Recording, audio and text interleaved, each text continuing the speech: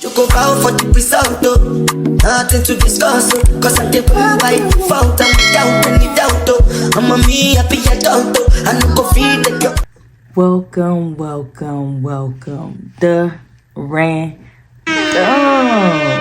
So I ain't gonna hold y'all. Let's go ahead. Let's get into these stories. Story number 1. Am I wrong for not attending my friend's special birthday event because of her boyfriend and choosing to go get a massage instead? My friend Lucy and I, both 32 female, have been friends for over a decade now and have been part of a friend group since college. Lucy and this guy have been seeing each other for 2 years and moved in together a year ago. This man is unemployed, doesn't pay rent and bills. She's paid for everything for the past year and doesn't do chores. He spends all day gaming and shopping using her cards. She regularly complains and cries about all of this. He's also cheated on her 4 times now with the same woman, but he keeps saying nothing really happened. And she buys it. First off, he broke. Ain't got no type, ain't even looking for no job, sound like. And he a cheater. Girl, what is it? I think we all know what it is.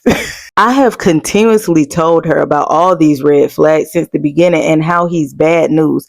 But she just keeps saying, you're right.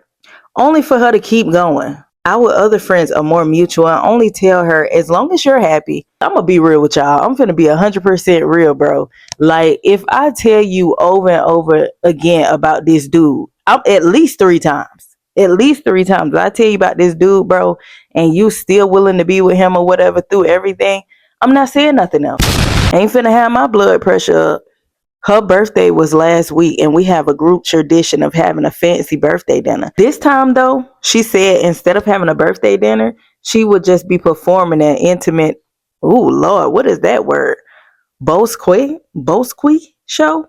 Listen, if I'm saying this word wrong, I apologize, because I ain't never seen this word a day in my life. Bosque show? That she has hired her boyfriend to choreograph. It'll be held in a dance studio and will charge a $50 entrance fee. I was already apprehensive about going since I really did not want to meet this guy. So I told her I might not be able to make it and basically stated that I had work in the morning, which is kind of true. The morning of her birthday, she calls me and says she wants to have a birthday dinner after all. And I said I booked the table. She said it had to be an early dinner since her show was at 8 p.m. I managed to get a table for 5 to 8 p.m. Me and the rest of the group get to the restaurant early and wait for her. She messages us that she's running late because she's attending to personal matters. Oh, they done got into an argument. She gets to the restaurant at 6:30 p.m. and says she was late because her boyfriend was having a panic attack over a freelance gig he got that made him work too much. Made him work too much? Sir, you already don't have no job. You need to be working as much as you can be working. And she wanted to make sure he was okay before she left. I'm extremely off at this point, but we have the dinner, which she then leaves an hour later at 7:30 p.m. in order to prepare for the show. She asks us if we're coming, and I say I can't because I'm looking forward to relaxing tonight, and she looked a bit hurt. Only one of our friends ended up going to her show, and the other 2 asked me what my plans were for the night, and I said I'd like a massage to relax, so we went to a spa. She found out that we got massages that night and has not talked to us or in the group chat since. Our other friend that did go to the show has been dropping hints that she thinks I'm being a bad friend by telling Lucy to break up with the boyfriend, and that by not going to her show and doing something else, I wasn't being supportive of her, especially since it was her birthday. Am I wrong? I don't know if y'all feel it, but I feel restrained. Like, I'm sitting here holding this mic and like I can't move my arms around and stuff. Like, I just feel so stuck in a bubble. But let me go ahead. Let me answer this question. Okay, so honestly, do I feel like you were wrong? Yes and no. The reason that I say yes is because you definitely weren't being supportive because, I mean, you chose to get a massage over going to her birthday. But the reason I say no is because you chose self-care, and I'm big on that, okay? So realistically, like, I do feel like it was better that you chose to relax because, hey, you've been telling this friend that, like, you just don't fool with him. And it kind of is fake to show up to the birthday party to meet him, you know what I'm saying? Knowing that you don't like him like that, and knowing that you also told her like he's not good for you, and she's still choosing him over and over and over again. So I get it. So yeah, I mean, you're only slightly wrong. Story number 2. Am I wrong for covering my mom's mouth during a movie? Today I went to go see the new Final Destination with my mom at the movie theater. Okay. And I bet you that was a good movie. Every time a character was unalived, she screamed like she had just witnessed the character actually be unalived in front of her. Now, she's always been like this. Every time we've seen a movie where something even slightly scary happens, she gasps super loud or screams at the top of her lungs. It's okay when we're watching movies at home because, like, it's in a private space. But when she does this at movie theaters, it's so embarrassing, especially if it's a silent scene and she's making these little gasping noises in fear of what's about to occur. Anyways, I really didn't want to see this movie. I respect the Final Destination franchise, but I'm not good with horror/thrillers. Listen, them be the best ones, though, I ain't gonna even lie. But she begged me to go. I said, okay. We go, the movie starts, blah, blah, blah, and then a character is unalive. She immediately yells like she's never yelled before. I'm leaning away from her out of embarrassment, and I swear the lady next to me is glaring at my mom. Well, this happens again and again and again, and it gets to a point. So during the next unalive scene, I cover her mouth with my hand and let her scream into it. Bruh, what? After she's done yelling and realizes that my hands is on her mouth, she pulls my hand off and glares at me. For the rest of the movie, she stays silent, and I'm like, cool, finally. And then we watch the rest of the movie with no other yells from her. Yeah, because now she mad. Movie finally ends. We get out of the movie theater into her car, and she starts yelling at me. She calls me disrespectful for putting my filthy girl bye hand over her mouth, and that I was a first off, not you saying girl bye. Like, your hands probably was filthy. You sitting in the movie theater touching the seats, all types of stuff. I tell her that every time she screamed like she witnessed the unalive in front of her, I got embarrassed and people started looking at us. That she could do it at home, but not in public where other people are trying to enjoy the movie. Anyways, now she won't speak to me. I heard her discussing the movie with my dad, and then she mentioned that her experience of the movie was ruined when I put my hand over her mouth. Like, bruh. So am I wrong for covering my mom's mouth with my hand during a movie?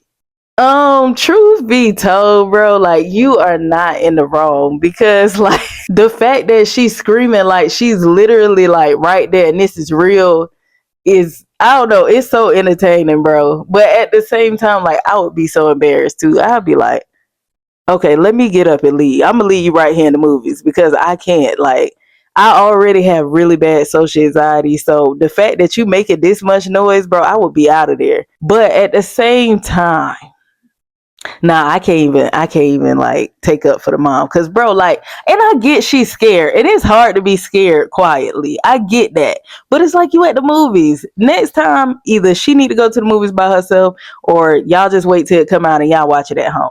Story number, why is my arm already out? Story number 3. Am I wrong for saying my brother is untalented and should quit? Dang! I, 16 female, have a brother, 23 male, who while in prison wrote a book. I won't leak the book title because I don't want to dox my family by accident, but it's genuinely the worst thing imaginable. No grammar, no punctuation, no plot. For a preview, here's some pretty amazing blurbs. So this what I'm gonna do, y'all. In the top right or left hand corner, I don't know which one I'm gonna put it in, but I'm gonna show you how he wrote this, and I get what she's saying. Whatever.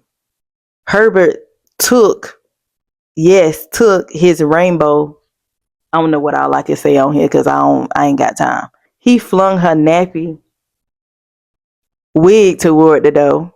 Lala was a baddie. She had a sexy body, thick lips, and hips with beautiful cocoa skin. Yes, spelled like that. Not even grammatically.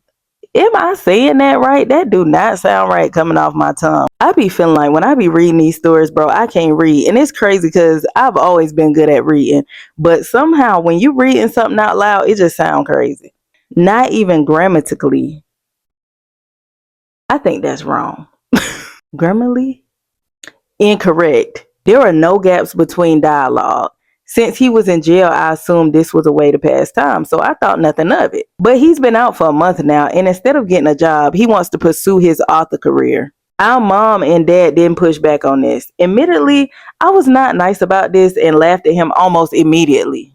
It was about a 10-minute back and forth, but the summary was, I call him a who needs a real job, and that his book was awful, and that I could genuinely write better than that. Ooh. And that I've read a whole lot of books better than this one. I was mean, yes. But I feel like a grown man should at least get a job after getting released from jail, especially considering he has a baby on the way. Oh, okay. He got a baby. Okay, hold on. Let me say this. Okay, definitely I wouldn't put him down because, I mean, he can get better. You know what I'm saying? And he just has to, go to where he need to go. You know what I'm saying?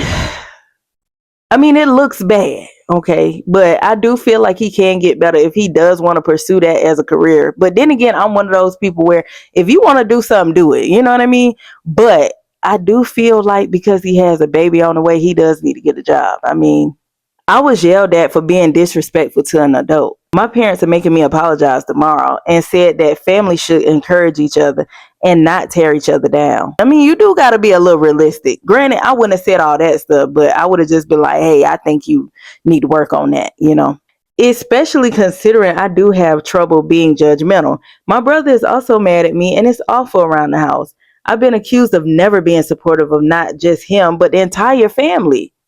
Am I wrong? I'm going to say you're wrong because of how you said it, not because of what you said necessarily, if that makes sense.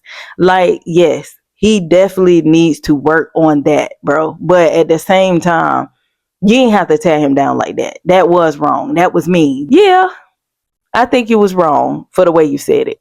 Well, all right, you guys. I hope y'all enjoyed these stories. I hope y'all been having wonderful weeks, months, years, all that. Don't forget to like and subscribe if you haven't already. Comment down below. Let me know your thoughts. Share this video with your friends and your family. And I will see y'all in the next video.